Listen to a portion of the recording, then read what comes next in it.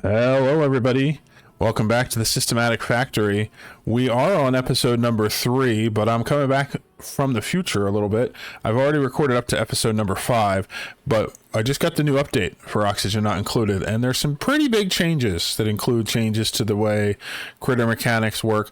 But the big thing is that there's a new story trait feature that I would like to be able to use. And so I have two options for that. And one is that I can do some behind the scenes magic and add the story trait building into our current map, or we could start over. And I think I'm going to try the first option, but I'm not quite sure yet.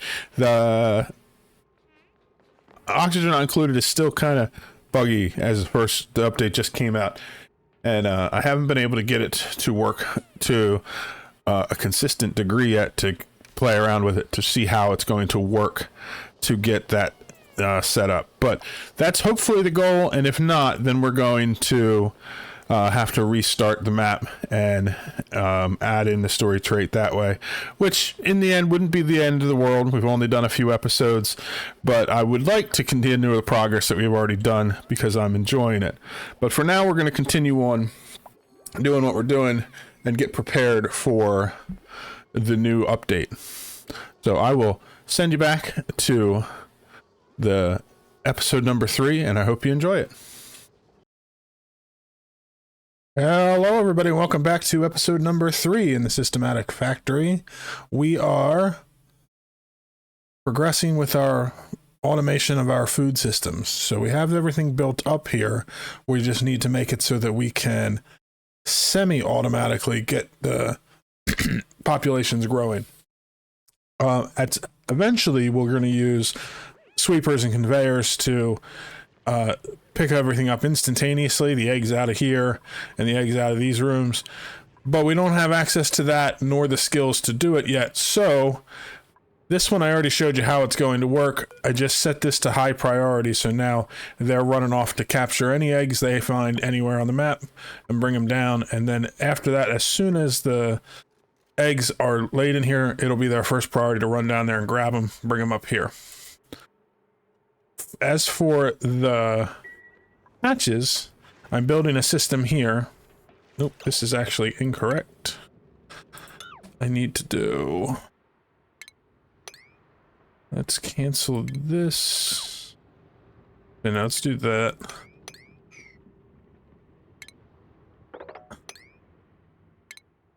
We need this dropper to drop the eggs a tile in. There we go. That's how we want it. And then we need to put a door on the outside. So the way this is going to work when it's done is dispenser will drop eggs down to here. This door will be locked so nobody can get in. And since they're 2 blocks away from the door, nobody can reach through to grab them. And so they'll sit there until they hatch. And then after they do, I'll set this to sweep only so that when we open the door, nobody will grab the eggs and create a loop. And I will open the door and wrangle our critters so that our critter ranchers will grab them, take them where they need to go, and then after that I'll switch it back. So I'll have to micromanage it just a little bit, but it will allow us to keep the hatch population growing, which is what we want. Looks like we just got another printable. Let's take that in.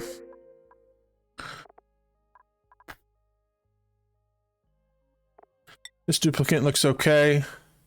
Nothing we can't overcome. Bring Camille in. So first things first, we have her. This is duplicant 11, so she'll be on shift number 5. Do her skills. We will need a doctor eventually, but I think more importantly, we'll just put her into carrying. I think I'm going to give her the doctor roles in the priorities though, and then we'll just give her that skill later. So we want her to be high priority in doctoring, and then she'll be a build digger backup. So when there's nothing to do doctoring wise, she goes and helps with the build dig team. Looks like we had another skill point that came in on Ren. Ren is one of the duplicants that we are building up for carrying to get them to either exosuit training later on or mechatronics engineering for now. So next skill point will go into tinkering to try to get to there. And we're ready to get back to it. So what we need to set this to is any hatch eggs, and we can set it now for sweep only so that nobody grabs them until we're ready, and we'll set it to priority 9. Basically, once this is all set up and good to go, we will drop them in there, and then we will just let it go and then check on it every couple of cycles to wrangle up the hatches that hatch for us. This door I want to set to only allow people to come out once we finish that construction. So let's set it now. She can finish it and then she'll leave. And now we can turn sweep only off. So now this is the same as the one up here. Any eggs anywhere on the map? I don't know if there are any left. Oh, there's one here. They'll run and grab it because it's a high priority. There's another one up here. They'll bring them all down here and keep them in a central location. I'm going to just dig down a couple of blocks here just to get that salt water out of there. It's not enough to cause any problems for us, but I don't like it there. So now both of these are automated. So we have our eggs here that are incubating, and we have our hatches here. So as we expose more eggs of either type, they will automatically get taken where they need to go. We just have to check on it every once in a while. We're doing a sweep command in here for the same reason we did over here. I don't want stuff just piling around. Though down here it's even more important because I don't want the hatches eating foods that they're not supposed to. Like, I want them eating the sedimentary rock from the feeder so that they get the buffs that we need for them to lay more eggs. I don't want them eating stuff off the floor because that just uses up resources and gives us no benefit. I haven't queued up the digs in here, or I did, but I canceled them because I don't want them going in and getting all this water flooding into my base. So I'm digging underneath.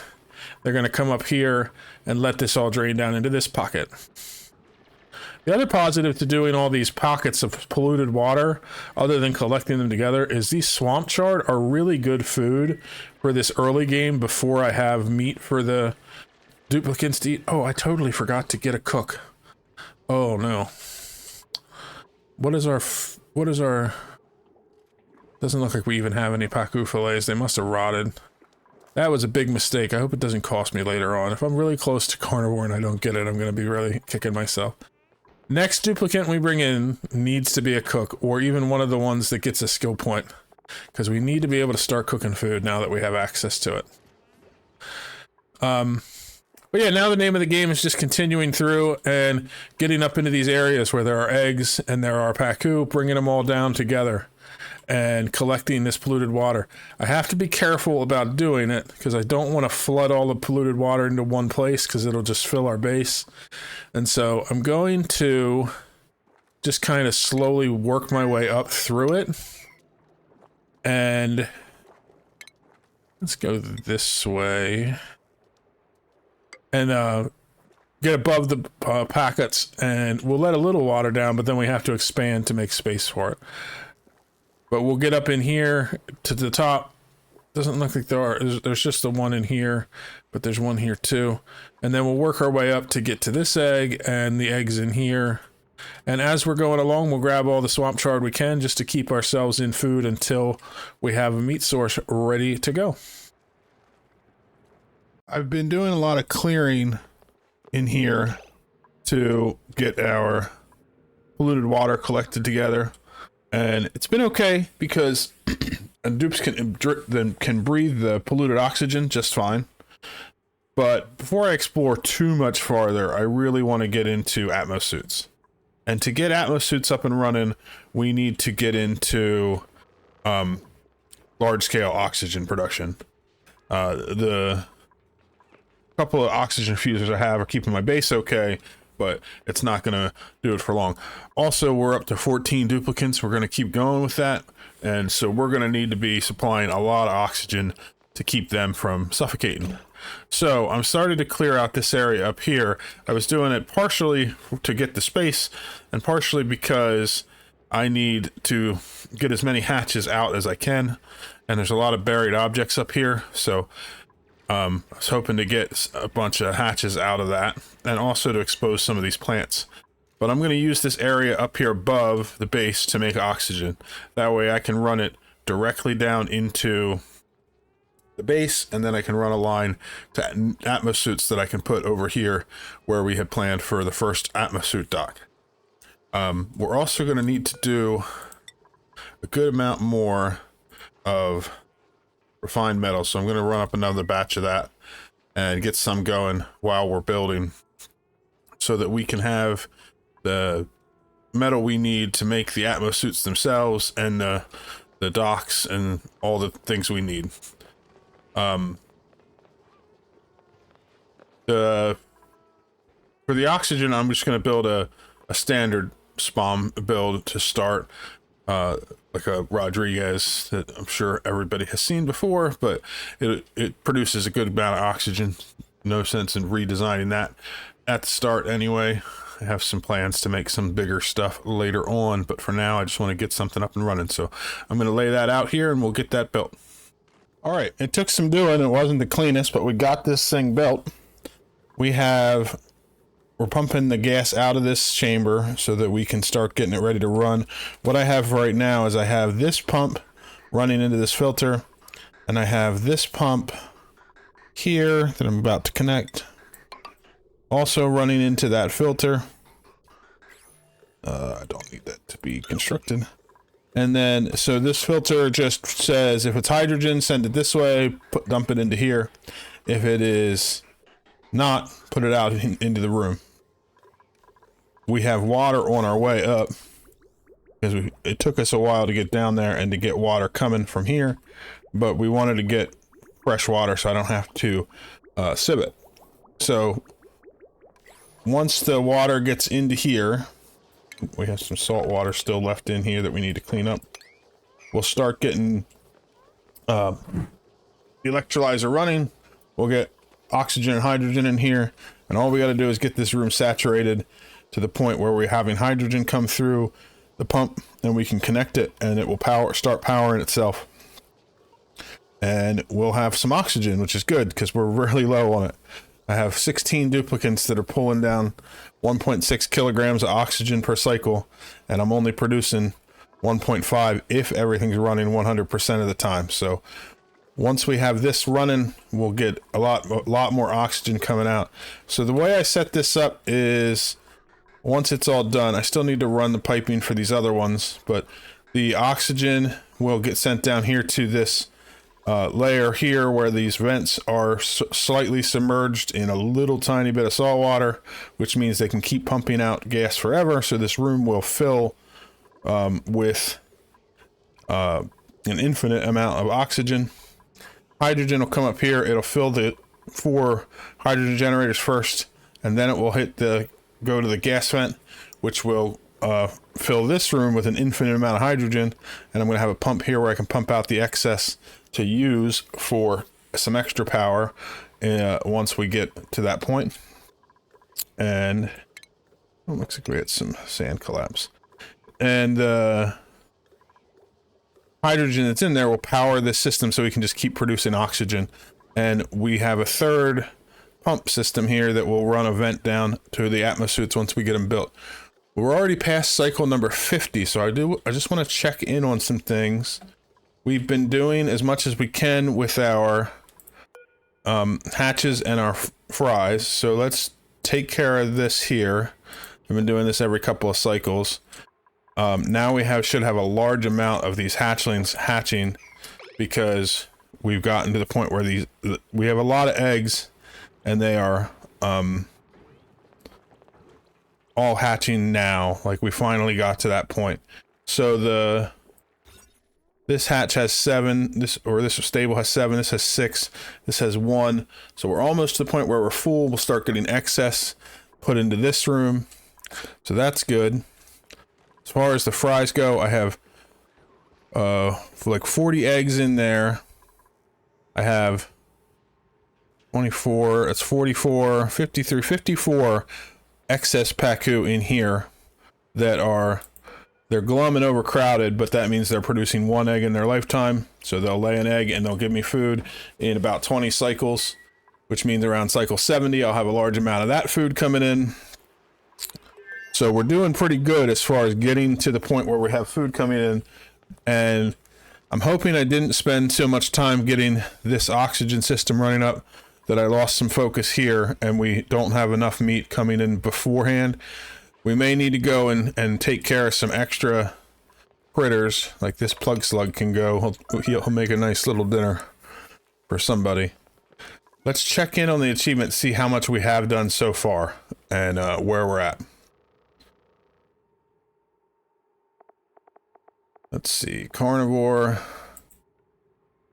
So we've already eaten 46,267 calories. So we only have 354,000 to go. And ideally, 16 duplicants will eat 16,000 per cycle. So we have more than enough time if we can start producing meat. Realistically, they're going to eat about 12,000 per cycle, but that's still enough time. We have 48 cycles, so we have plenty of time. We just need to get the meat coming in. And like I said, we have a bunch of hatches here that are hatching all at once now because these eggs kind of came from the same first round when we tamed these hatches in here. So they're going to be hatching pretty quick. Let me switch this off. Turn this back on so we can get these eggs out of here again really quick so we don't cramp anybody. I do have these set at 7 and the room can hold 8. So if there's one egg sitting in there just briefly, it's not a big deal. It's just if we get a lot of them, it becomes a problem. I am one skill point away from being able to do mechatronics. And then once I'm able to do that, we'll be able to start putting in our automation to get rid of a lot of duplicant labor in this process, which is good. But we don't really need it. We could go all the way to cycle 100 like this. We just have to do some micromanaging. It's no problem. Let's see, this room here now has, let's see, this should be above 250. I had it switched so we could get the room empty. We're still going to have some miscellaneous gases in here. Actually, now it's down to oxygen and hydrogen, which is fine. We just need these pumps to run to get the balance right so that this becomes hydrogen saturated. Getting these other pumps up and running will help with that.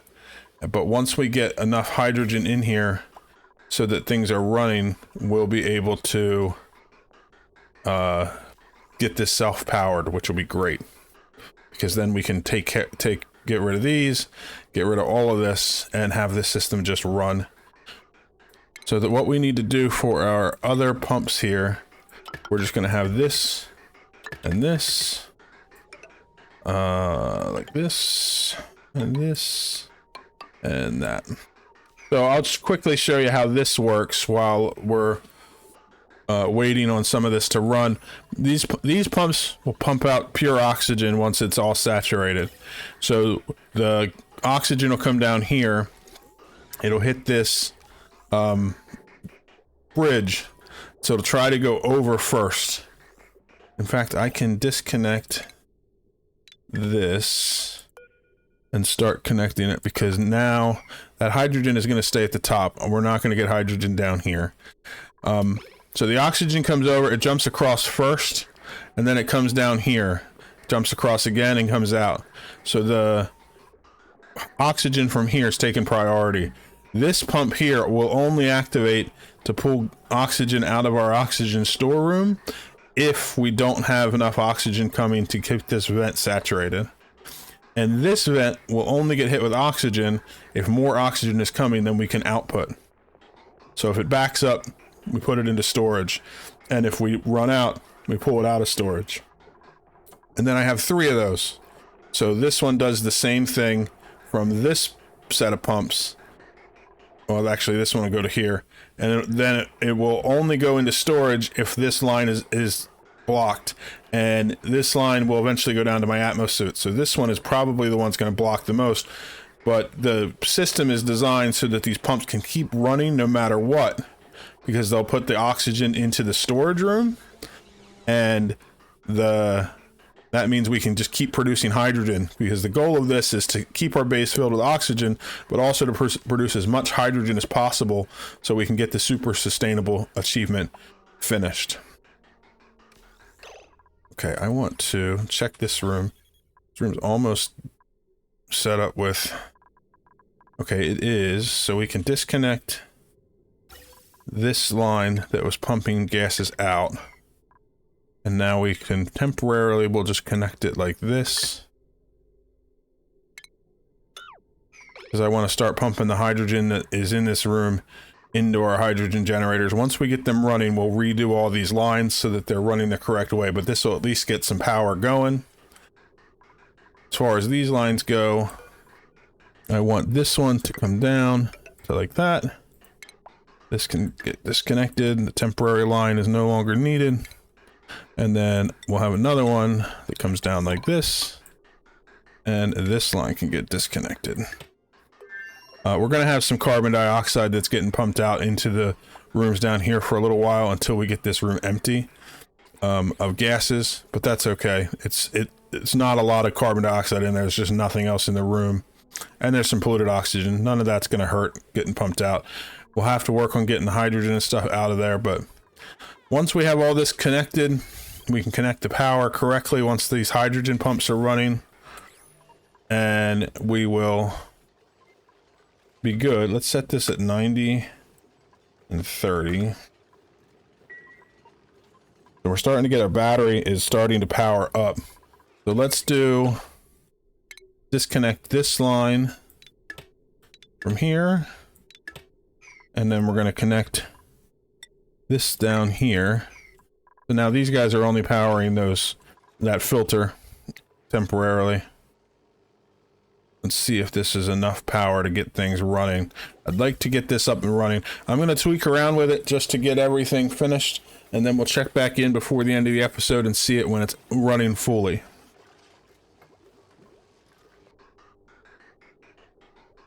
Well, I was slightly preemptive. I thought this had saturated, and it was not quite there, and I reconnected everything. We got a little bit of oxygen in the wrong place. We'll have to fix that. Not a big problem. Unfortunately, I already took the filter down, so it's going to be a little bit of a pain, but we'll fix that later. Now this is fully saturated. So this pump is connected here. It goes across the jumper, goes through all these radiating pipes, which are helping to cool down the generators, and it hits all 4 of our hydrogen generators, which are connected to automation to run only when we need power. We got to do a little bit of repairs because of that oxygen that got in there, which is not a problem. But the hydrogen will start backing up because the generators are not running 100% of the time. The automation will shut them off when we don't need power draw. And so you can see the hydrogen is starting to back up. Once it backs up the whole way and nothing can get across this gas bridge, the hydrogen will go down this pipe and it'll hit this gas vent and it'll fill the room with hydrogen. And then this pump later on will be used to run a couple more hydrogen. Well, I think I can get one more hydrogen generator running partially off of the excess from this system. And that means we'll be able to just get a little bit of power for our base, which will be helpful. These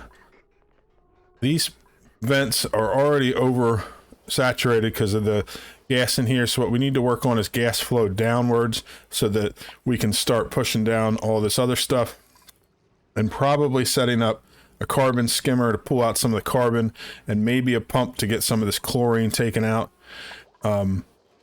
so that we can let the oxygen keep going down. But for now, we have a ton of oxygen coming into our base. So the first thing I'm going to do, now that I have the oxygen coming from there, is disconnect these oxygen systems. I'm going to leave them there for now, just in case I have a problem in an emergency, but we're going to get rid of them.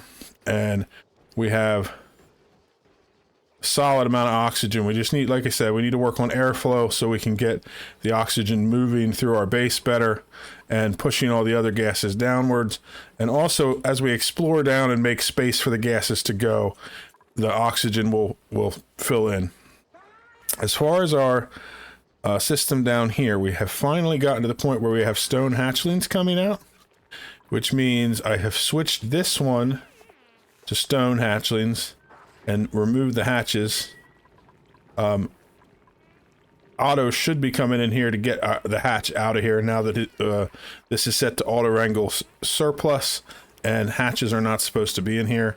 They're having some problems because there's not a lot of oxygen down here, but we'll get that sorted out. First thing I'm gonna do with that is we'll do a ladder here to get up, and I'm just gonna remove this area, and then I'm gonna put a couple of airflow tiles down to these rooms to let some gases come down here, because these rooms are low pressure.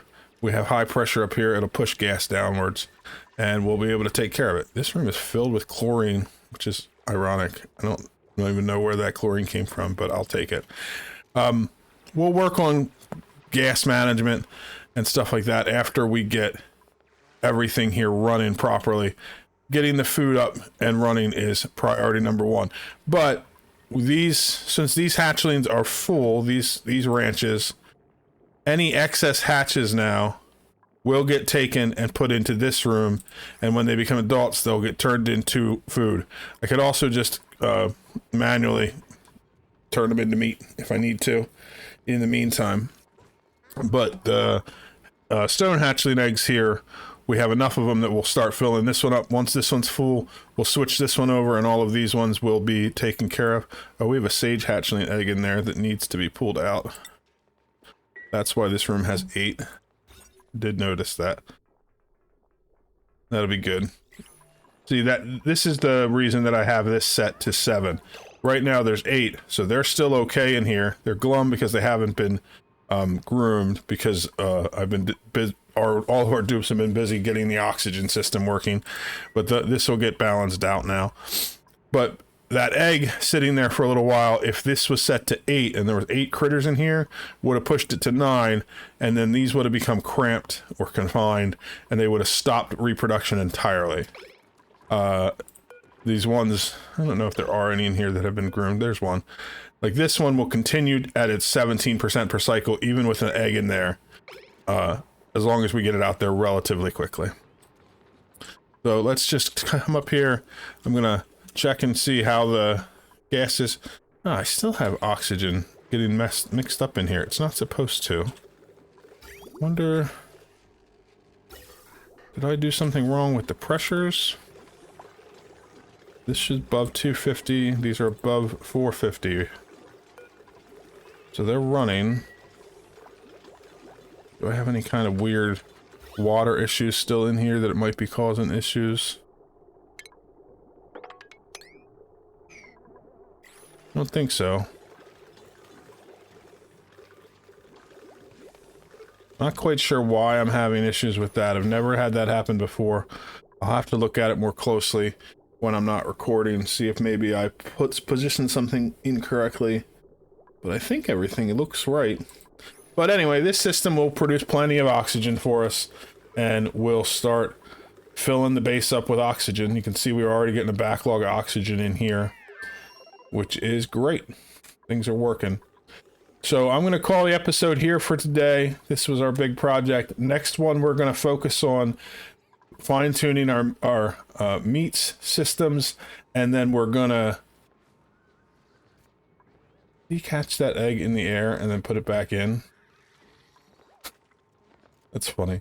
And we're going to start working on the automation for it, because we now have the ability to make our automation, and we will have a duplicant that it becomes a mechatronics engineer just momentarily, probably. This one, here's our second one that's almost there. Max, you can get super hard digging. Check in any other skill points. Ruby is the one that I think is... Oh no, Ruby's the digger. Where is my other mechatronics engineer? This one is there. I thought I had one that was almost at it.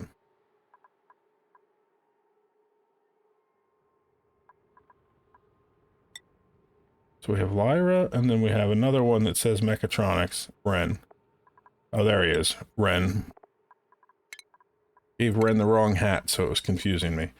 So Ren is about 2/3 of a level away from becoming a mechatronics engineer, and then he can start installing all of our automation systems.